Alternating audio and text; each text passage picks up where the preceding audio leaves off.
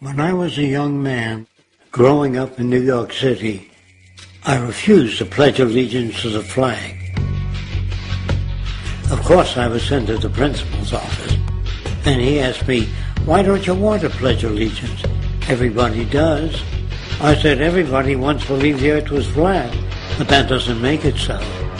I explained that America owed everything it has to other cultures and other nations, and that I would rather pledge allegiance to the earth and everyone on it. Needless to say, it wasn't long before I left school entirely, and I set up a lab in my bedroom. There I began to learn about science and nature. I realized then that the universe is governed by laws, and that the human being, along with society itself, was not exempt from these laws. Then came the crash of 1929, which began what we now call the Great Depression. I found it difficult to understand why millions were out of work, homeless, starving, while all the factories were sitting there. The resources were unchanged. It was then that I realized that the rules of the economic game were inherently invalid.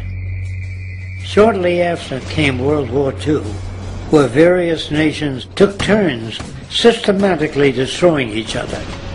I later calculated that all the destruction and wasted resources spent on that war could have easily provided for every human need on the planet. Since that time, I have watched humanity set the stage for its own extinction.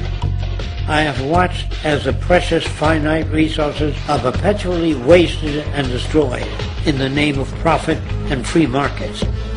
I have watched the social values of society be reduced into a base artificiality of materialism and mindless consumption. And I have watched as the monetary powers control the political structure of supposedly free societies. I'm 94 years old now, and I'm afraid my disposition is the same as it was 75 years ago. This shit's got to go.